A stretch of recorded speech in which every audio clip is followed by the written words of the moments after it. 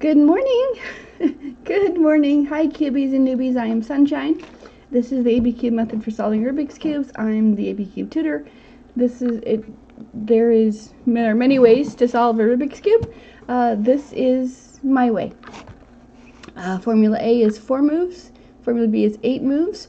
For every left there's a right. For every up there's a down. They're commutators. So they're mathematical zeros. So you're only moving the pieces that you want to move. You're not messing up the rest of the cube, which means it doesn't matter whether it's the first move you're doing or the last move you're doing. You're not messing up whatever may or may not have been done before. Formula, I have a cube here to demonstrate what the formulas do.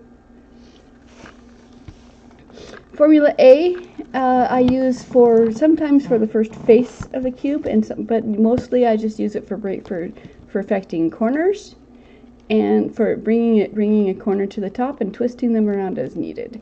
So, Formula A then would be to work on the corners. I'm right-handed, so it's the bottom row and the right-hand column are the two that we're using. If we wanted to affect the center, this one doesn't have an absolute center, but if we wanted to affect the center, we could pretend it was an absolute center. So we would apply it to the centerpiece, center column, and the center row and column. So you hold the cube in your hand as if it's a spreadsheet and look at the front of it as if it's a spreadsheet you're looking at with rows and columns, and the row represents the single slice you're going to move, and the cube or the line represents everything else. So if you're moving, if I'm moving the bottom row and the right hand column, I'm going to be affecting these two columns and a bunch of other stuff, but because it's done usually in sets of 6, the rest of the cube doesn't get mangled. So bottom row right column, I want to twist this corner, and I can't twist just one corner because it's going to be a multiple of 6. So I'm going to twist this corner and this corner. So out, down, in, up, and these two corners switched. Out, down, in, up. They came back to the top but twisted. This is the way I want it, so I'm going to keep it that way and move the top row to put another piece here, because I'm going to keep using my bottom row and right column. Out, down, in, up. Out, down, in, up. That's 4. Then we go, and you don't have to keep track because your cube will. And so 6 means the rest of the cube has been untouched, and we reset the top. And so bottom row right column changes corners. That's for Formula A. Brings the piece to the top, twist the corners around as needed. For Formula B, it will move. That's the top row and the outside columns. Slide up, slide up, slide down, and it moved 3 corners around. Up, up, down, down, we just moved 3 cubes around. Once has the effect of clockwise, twice has the effect of counterclockwise, and 3 times puts it back to the way it was. Okay. And from that, everything else is Formula B. It just matters which pieces you want to move. For example, if I wanted to move this piece here, you can never move just one piece. You can never move just 2 pieces. You're always moving 3 pieces. So if I wanted to move this piece here, these 3 pieces would move, and it would still be the top row. But the 2 columns I'm working with are the column where it begins and the column where it wants to end. For the edge pieces, the column where it wants to end is the first piece I'm going to move, because I'm going to start by moving away. So I move away from the actions taking place over here. I move it up, back, and then this second up here is going to place it into where it wants to be there, and then reverse down, reverse down. Okay, so top row, outside column, inside column moves edges, 2 outside columns moves corners, and 2 inside columns will move center pieces around. Okay, you find a piece that is incorrect on the front face, and it's going to move to the top face, so you hold it so that that's lined up. You can rotate the top. First move is to rotate the top as necessary, so that's convenient. And then you go, that's your first column up.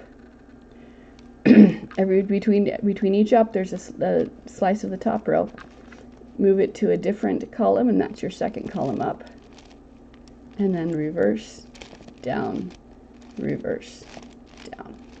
So using formula A, you can affect any of the first base, the columns, the quarters, and the absolute center. The absolute center. This one doesn't have an absolute center. This one does. So the absolute center would be the column. The out would be the middle row. This is the piece where it intersects. So I move the piece out. I move the space. It's going to land in down. I move the piece into the space, and the piece in the space back up again. And that gives you what we call boxes. But and because the centerpiece is a single piece, it doesn't move relative to itself. So that's what formula A is for. That's what formula B is for. Now I'm set up to answer questions about the Mega Minx, the Minxes, where you got everything done to the last layer, or 2 or 3, depending on the size of your Minx. I've got it. I'm set up. I've prepared some parodies to demonstrate how those are created and how those are solved. But I'm going to wait for questions on those. So, let's see who's here. Who's here today? Good morning, you guys. I hope you're having a wonderful morning. If anyone has any questions for me or wants me to demonstrate any particular thing, put it up in the chat. I'm happy to do that. Otherwise, I'm a scramble because all my cubes are solved. So,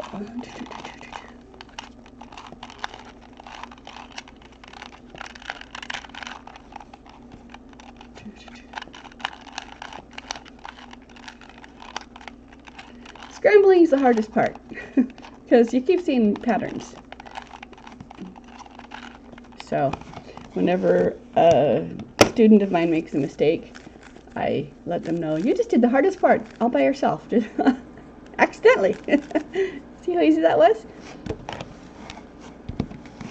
The reason it's the hardest part is when you're new to the cube and you've done a step, and I say, okay, scramble it and do it again to practice.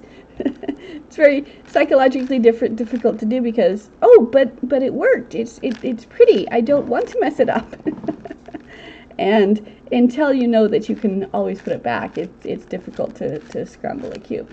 But once you know that you can always put it back, it's not difficult to scramble the cube, except you keep seeing patterns everywhere. It's like, oh, I thought that was scrambled, but it's not. Look, I've got 2 pieces together. Look, I've got this much already done. Because the cube is a toy. It's a toy. Have fun with it.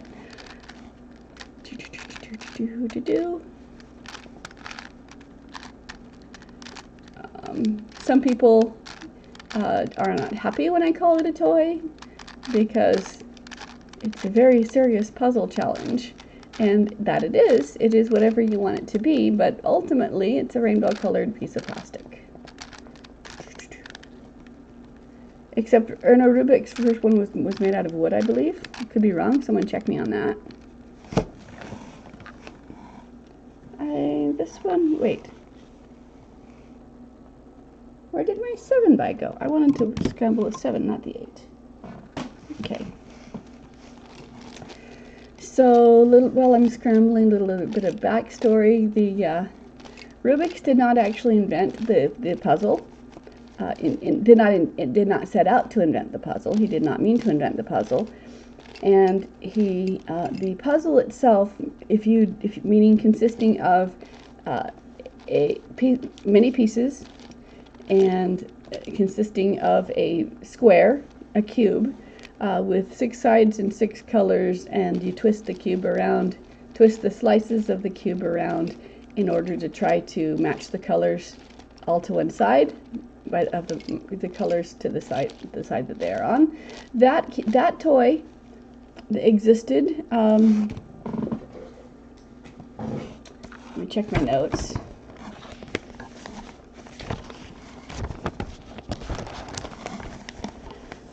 That was patented by Larry D. Nichols in 1970. There's the patent number, US 3655201A. So it was, but the difference is that it was held together by magnets. And so if you couldn't get it together, you just take it apart and put it back together again, which is exactly what we did with the Rubik's Cube. It just wasn't as easy because it wasn't held together by magnets. But yes, we would take it apart and put it back together again if we couldn't solve it. So what Mr. Rubik invented was a way of, as the story was told, as I read it somewhere back then, he was trying to demonstrate, he was a professor, he was trying to demonstrate to his class, and someone can correct me if I'm wrong, this is just the story that was told back then, was that he was trying to demonstrate he was trying to create a 3D representation of how an atom moves, how the parts of the atom can rotate freely around in all dimensions, all directions. And what he invented was a way to hold the cube together so it didn't fly apart. So he invented the internal mechanics, the workings of how to hold the pieces together so that you could then do that. He invented it as just a solid. It was a 3x3 cube, a wooden cube. He had not put the colors onto it yet.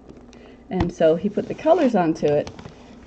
Putting the colors onto it, he painted it, and then he decided so that he could watch how the pieces moved. And having done that and entertaining himself for a while, he decided to put the cube away now, and he decided to put the colors back together so he could put it away. Found he couldn't do it.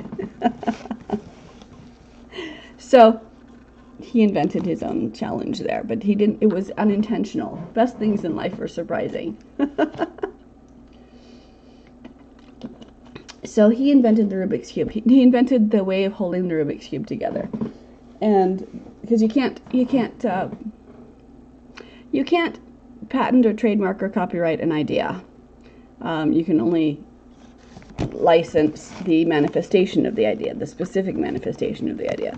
So, since there's more than one way to hold a cube together, his trademark was easily broken out of country, and so a bunch of fake Rubik's Cubes, copycat Rubik's Cubes flooded the market. So he came back and said, "This is the original." No, total hats off to this guy. I would love to meet him one day.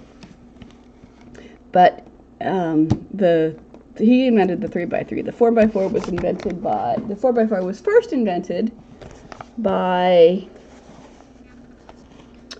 Pete Sebestany in 1982. Rubik's patent was in 1975.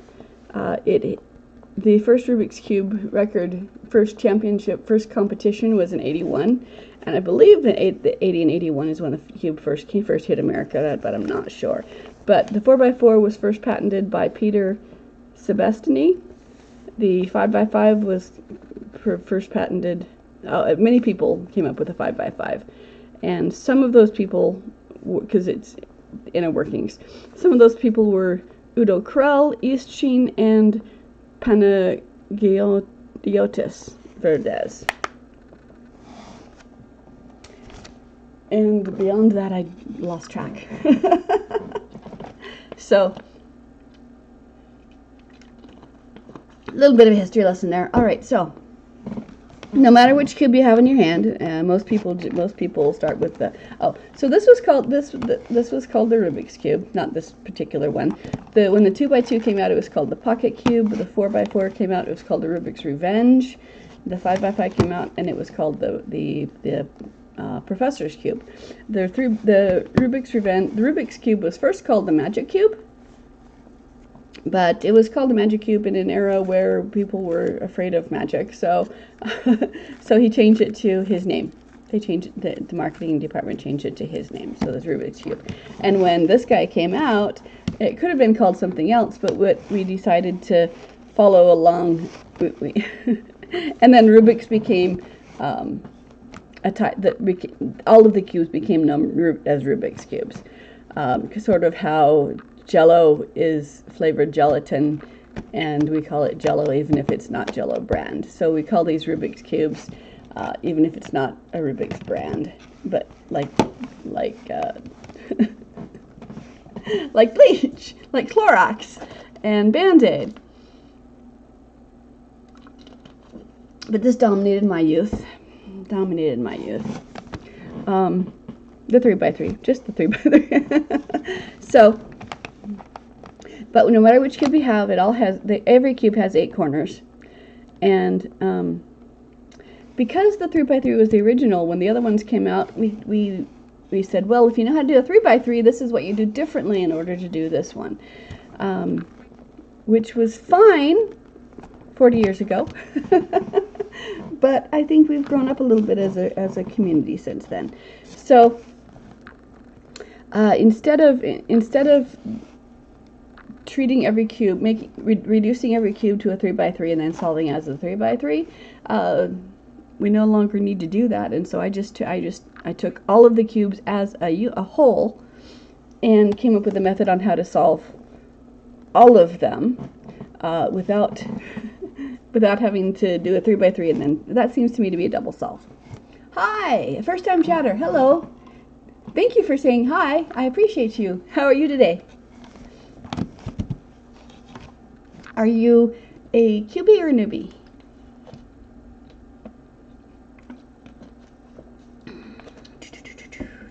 So don't mean to put you on the spot, but so every cube has 8 corners, and so to treat every cube the same way, we'll start with the 8 corners. Okay, and regardless of which cube it is. And when I teach in real life, I spend the first time on the first hour is spent just on corners. The first half an hour is spent just on Formula A. So it's like, okay, the first thing we're going to do, your cube has 8 corners, pick a corner. Your corner has 8 colors, pick a color. Okay, so now pick a corner that has that color, and we're going to hold that in your hand, and the cube that you've selected is going to be under your left thumb. And so that cube that you selected is correct, and we're going to make the rest of the cube match it. Having selected that cube, you have that much power. So this cube is correct. We're going to make the rest of the cube match it. And so it's a corner. We're only looking at corners right now. It's a yellow. We're only looking at yellows right now. We're ignoring everything else, so we don't get confused by everything. So with this corner under your left thumb, look at the corner under your right thumb, and we're looking for yellow. Is there a yellow there? Now, if the answer is yes, then Formula A, using the bottom row on the right column, will bring it to the top face, if it is not already on the top face. But if there's not a yellow here, then we look at the corner underneath it. And as long as there's a yellow in one of these 2 corners, Formula A will bring it to the top face. If there's not, we then rotate the bottom row by 1/4 turn until the answer is yes. And as soon as there's a yellow in one of these 2 places, Formula A will bring it to the top. So it's bottom row, right column. And if that didn't do it already, we do it again. We keep going until it's on top, because as long as there is a yellow in one of those 2 spots, it will come to the top. When it's on top, that's what we're trying to do. Our first goal is to put it on top. So, so yay, now let's move it out of the way so we don't hurt it. We can protect that with our left thumb here and continue on this corner. So is there a yellow here or here? The answer is yes. Then Formula A, bottom row, right column, will bring it to the top. Uh-oh. I think I've glitched on you guys. So is the yellow on top here or here? No, rotate the bottom. But we're keeping the cube stable. We're not moving the cube. So Formula A will bring it to the top. Okay. And then I say, yay, good job. Now scramble it. Now do it with this color. Now do it with this cube. Now do it something else. Okay? Because the first thing you do, Formula A brings the piece to the top. And I have them do that until they get quite comfortable with Formula A. Okay? So here's a yellow. Is there a yellow here? No. Is there a yellow here? No. Slide to the bottom. Yes. Formula A until it's on top. Now this is not the speed solve method. This is not the fewest moves method. It's very clunky, it's very repetitive, and there's crazy with regrips. But when I teach it, I can teach it in a matter of under 2 hours. As long as there's yellow here or here, formula A will bring it to the top. As in 2 1-hour sessions, and everyone who's ever asked me to teach them has left the second hour being able, knowing with whatever, knowing they can pick up a 6x6 and put it down solved, or whatever, knowing that they can pick up an almost solved cube and put it down solved. So yellow's on top here, yellow's on top here. Let's do it for this one, because no matter which cube you have, and the reason why I don't just go straight through a scramble to a solve, is because I don't know what your cube, the cube in your hand, looks like if you're trying to learn. And so I'm trying to cover what everything could look like so that I can effectively teach without you being right in front of me. So yellow's on top, slide it out of the way. No yellow here or here, but now there is. Out, down, in, up. And yes, you can intuit as much as you want on the cube before you start using my formulas. But the first thing to do, whatever your cube is, if you're using this method, is first thing to do is bring your yellow to the top. Or any color, you can be color neutral. But my alpha testers didn't like being color neutral. They said, I'm confused, tell me what to do. So here's a yellow, there's a yellow somewhere on this corner. Formula A is going to bring it to the top. Okay. When it's yellow on top, slide it out of the way, keep going. But if there's yellow here or here, if the answer is yes, pause until everyone catches up to you. Rotate the bottom row until the answer is yes. So as long as there's a yellow in here or here, then everybody can do formula A. And there it is, and until it's on top. And then we slide it. I am set up the reason I'm doing this right now is I am set up to teach over Zoom. I have a Zoom classroom, and so I can be teaching over Zoom up to 4 people, up to 4 newbies at a time, regardless of what cubes they have. So if you have anyone who wants to learn my method and is willing to Zoom with me, that will be fun. I hope it will be fun for all of us. So these ones all have yellow on top, and do the same thing. So here's 2 yellows already. So I'll let this be my top face. There's a yellow here, so out, down, and up. Out, down, and up. Yellow's on top, slide it out of the way to protect it. No, there's a yellow in one of these 2 spots. Out, down, and up.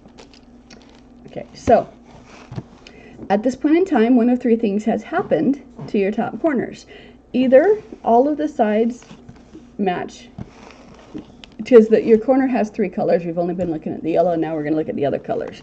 So either, as we look at the other colors, either all sides will match like this to each other, or none of them will, or one side will match. On this one, look, green equals green, orange equals orange, blue equals blue, red equals red. So on this side, everything matches. Okay, so that's good.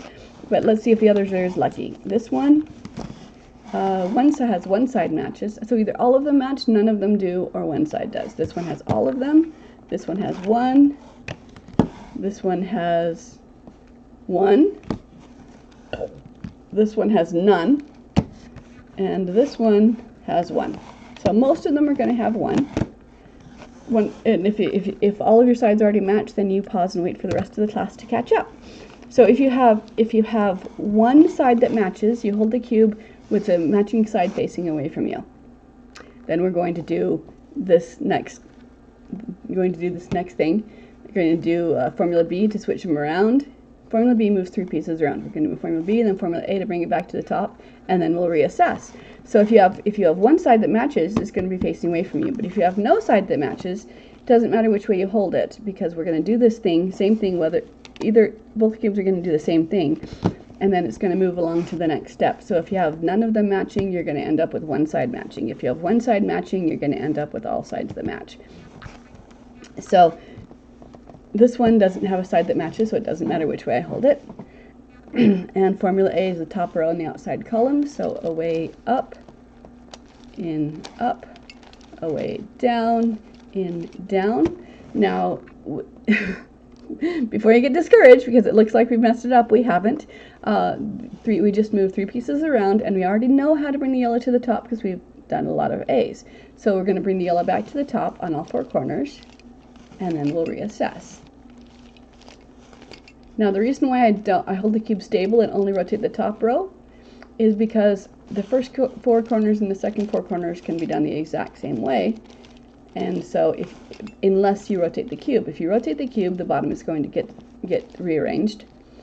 So if you keep the cube stable, the rest of the cube does not move, which in an early scramble you don't care about, but when you're working on, when things down below have been set, then you do care. So we do it the same way both times. So here we go, and orange does not equal blue, red equals red. So this one now has one side that matches. All of these 4 do.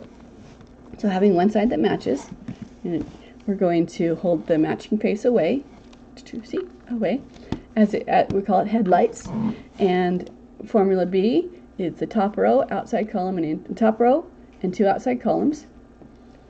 And so away first up, back second up, away first down, back second down, and let's bring the yellows back to the top, which is going to be done with 2 formula A's, a slide the 2 more formula A's, a slide, and 2 more formula A's. And now the sides match. Red equals red, green equals green, orange equals orange, blue equals blue. Okay, so then we move into this column. So again, matching side faces away. We're going to do it again. Slide up, slide down, and formula A to bring the yellows back to the top. Keeping the cube stable, not rotating it at all. When the yellow is on top, move it out of the way and continue with the next one that wants to be altered. Next corner that wants to be altered, but it's still bottom row, right column. And since only the top row is moving, only the top row is going to be affected. The rest of the cube is going to remain as it was. And here we have the corners match. Okay. I'm going to do it twice more. Opposite edges match. Slide up, slide down, and formula A to bring the color back to the top. Slide, out, down, and up, out, down, and up, slide, keep going. And when the yellow's on top, the sides match. Okay? And just demonstrating that it works all the time. Orange is our match, faces the back, away, up, in, up, away, down, in, down, and formula A to bring our yellow back to the top before we assess the rest of the cube again. So we started with the yellows all on top, and we end with the yellows all on top. And the difference is we've moved one phase along from nothing that matches to one side that matches to all 4 sides that match. Okay, so this one matches. So all of these. So the first 4 corners are done on all of these cubes. And what's fun about that is the second 4 corners are done the exact same way. So you take the cube, any one, doesn't matter which one, and you flip it upside down. So yellow is now face down. And we're going to do the second 4 corners the exact same way. If you have a standardized cube, the first thing you have to do is know what color is opposite yellow. On most cubes, it's going to be white. Not on all cubes though, because here's a void cube and opposite yellow is red. But check on all 4 corners, see which color they all have in common. Okay, and once you've established what it is, that's your second color for your things. Now, if any of the yellows face down, we're going to abandon the yellow. And if any of the top already have white on top, we can start with those already done. So we pick a cube that does not have the white on top somewhere on, so that's the corner we're going to start twisting. And again, so we're going to do formula A, bottom row, right column, until this white comes to the top face. Excuse me, my nose is itchy. Okay, 2, 2, 2, 2, 2, 2, 2, 2, 2, 2, 2, 2, until the white comes to the top. When it does, I slide it out of the way and I look at the next one. Is there a white somewhere here? Yes, it's already on top. Slide it out of the way. Okay, this one, the white's not on top, so we'll finish our formula A with this one. And as soon as the white's on top on all 4 corners, then you can check and see that your yellows are still happy. They've danced around, but formula A and B doesn't mess them up. So now we have white on all 4 corners. Okay. Let's do it on this one. Yellow's face down. Okay. Formula A to bring white to the top. Slide. Formula A to bring white to the top. Slide. Formula A to bring white to the top. And we're abandoning our yellows. We're not paying attention to them, because if we do, we'll think we messed up. So when the white's on top, we keep going. And we only pay attention to the yellows when white's on top on all 4 sides, because we can look and see that our yellows are still happy. Okay, so white's on top on this one, yellow face down, bring white to the top. Out, down, in, up, out, down, in, up, out, down, in, up, out, down, in, up. Slide the top, keep going, bring white to the top. Okay, when white's on top, then we can check our yellows are still happy. Okay, yellow goes face down, we bring whites to the top with formula A.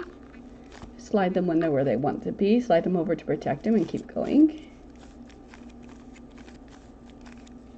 Slide, keep going.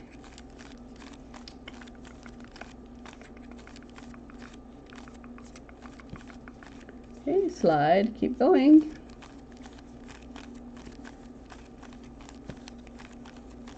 And I didn't keep track, but it will always be a multiple of 6, so your yellows, again, will still be happy. So white's on top there. Yellow goes face down, bring whites to the top. 1. Down and up 2, slide to protect it, and keep going with this one.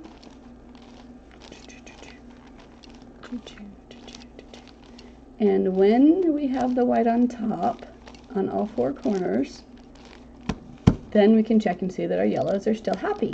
So first 4 corners have not been affected. Second 4 corners are white on top.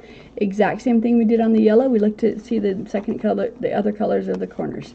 So either all of them will match, none of them will, or one of them will. This one, red equals red, blue equals blue, orange equals orange. So slide the top until it matches the bottom, and boom, we're done. This one, red does not equal blue, but orange equals orange. So this has one side. Okay, this one, blue does not equal orange, blue does not equal green. The red side matches, so this has one side. This one had all of the sides. This one has one. This one has one side. And this one has all of the sides matched. So those ones, just pause and we finish these ones. Same thing, formula B is going to move. It's moving 3 pieces around. Okay, the matching color faces away. Okay, this cube's staying the same. It's going to move these 3 cubes around, and it's going to keep these 2 over here and this one over there. So it has the effect of switching these 2, but you're never moving 2 pieces, you're always moving 3. So I'm moving these 3, and so let's do it. So slide up, slide down, slide down. We see this one didn't move anywhere. And the rest of these all changed. And I'm bringing the white back to the top again. Slide to protect it. Keep going with this one. Slide to protect it. Keep going with this one. Okay. And now, when white's to the top, our yellows are still happy. And now our second 4 corners are correct to each other, so we rotate the top as needed until the top and bottom match, and boom, this one's done. Okay. Next one, matching side faces away.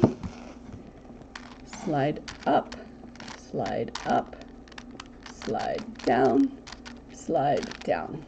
Okay, and then our yellow is still happy because formula B didn't do anything to it. Formula A to bring the whites back to the top again. And we wait until the white's on top on all of our four corners before we look. Again, we're keeping our cube stable. We're not rotating the cube. We're keeping the cube stable and moving only the top layer until so that we can work with flip, twist, rotate this corner.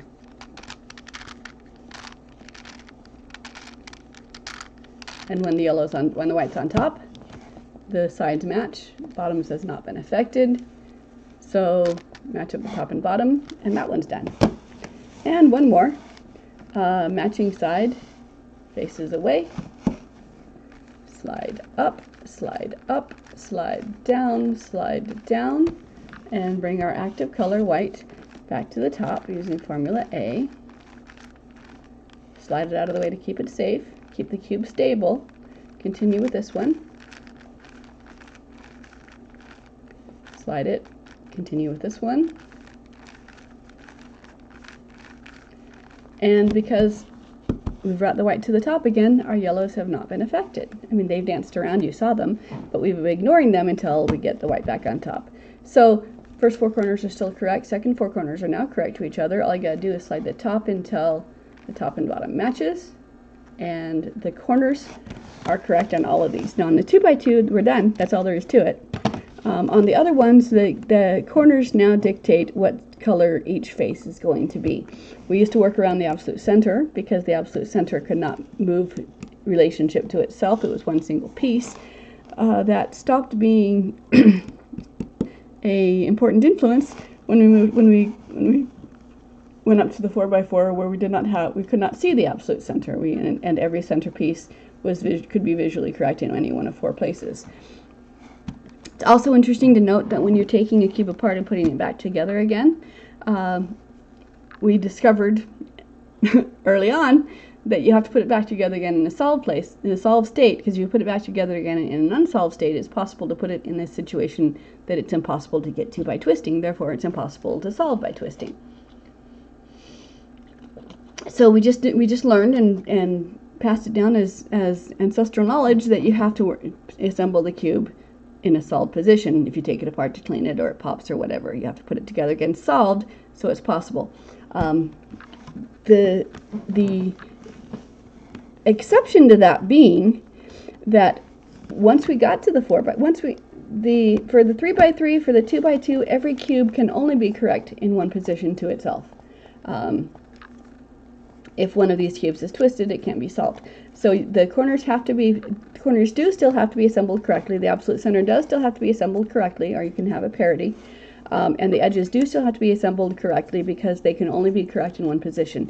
However, since the floating centers, the diagonals and the obliques, can be visually correct in any one of four places, and so can the larger ones, every single center that is not the absolute center can be visually correct in one of four places. When you add that to the mathematics of the cube, it is impossible to assemble them incorrectly. So all you have to do is you have the center, the absolute center correct, corners, edges correct, and then but as far as the centers go, you do not have to sort them by color. You do not have to put them in any particular position when you're assembling them. You can assemble the centers just by shape.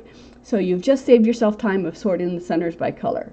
Just sort them by shape, assemble them any way. You cannot get them wrong. They will always solve. The exception to that, because there's always an exception to every rule, is that if you have a shapeshifter cube, you can get the centers wrong. I have not yet tamed the shapeshifter cube. I have not been able to fix the shapeshifter cubes. I've given them away to my students who can. So that's the corners. The corners are all done. No matter what cube you have, the corners can all be done the exact same way. So no matter who I'm teaching, I can teach the corners the exact same way no matter what size cube you'll have. And so that's a good pausing place. Now at this stage of the game, if you do have an odd number of cubes where you can see what the absolute center is, this is a good time to set that there. because you haven't done the edges yet. However, if you have done the edges, there's a way to set that absolute center using formula A, so it doesn't matter. But having not done anything yet, I'm going to set my centers, my absolute centers, because I can. So, but I can't set the absolute centers on these because I don't know which way, since I cannot see the center piece, I have no way of knowing whether it's centered correctly. And so we assume it doesn't matter, and it doesn't matter until you get to finishing up your edges, in which case, if the center is a quarter turn, is an odd number of turns off from where it wants to be solved, you'll get a parity. If it's an even number of turns off, you won't get a parity. So, this is a cube where I can demonstrate. I can move this. I can rotate, have the centers be a quarter turn off, and see whether the cube is going to affect that. So if 2 of the sides were correct and 4 of them were incorrect because they're 1/4 turn off, that if I tried to solve a cube into this color scheme, I would end up with a parity. It would not be solvable. However, if it's 2 quarter turns off, an even number is the same as 0.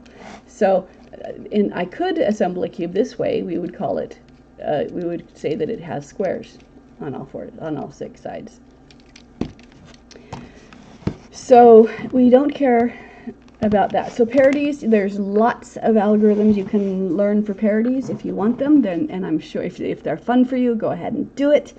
But when I teach the cube, I don't teach the parity algorithms, because if a parity shows up, whether it's a corner parity or an edge parity, doesn't matter. If a parity shows up, it was always caused by one single thing and can always be uncaused by that same single thing.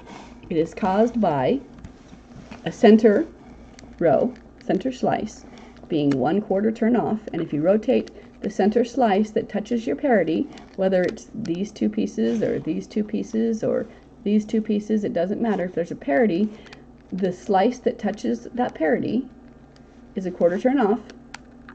Make that 1/4 turn and solve your edges in that position, and parity is poof, gone. And since we do the centers last, we don't have to worry about resetting the centers by that one single 1/4 turn off. So that's my lesson for today. Does anyone want to chat with me before I go anywhere? Anyone have any questions for me? Want to tell me how you found me? Want to tell me what's your favorite method? Want to tell me how fast you are? Because if you can solve the cube at all, I'm guessing you're faster than me. I am not a speed solver, depending on how you define a speed solver. I have beaten 1 minute on a cube once. I know that because I did it on my Go cube, which kept track for me. So I have beaten a minute once, but as far as I know, it's only been once. I average about 1.5 minutes on the 3x3. But I'm consistently under 2 minutes. Back in the 80s when it came out, I was at 3 minutes. So that's progress if you count. But as far as speed cubing does, this is not a speed solve method, but it will help you. Number one, if you have a non-cuber friend who just says, I don't want to learn all these things, I see how hard you work to learn all these things. Just tell me the secret so I can solve the cube, and I just don't care. I don't care about speed. This is the secret that will solve the cube. And when you can pick up any cube and put it down in the solved position,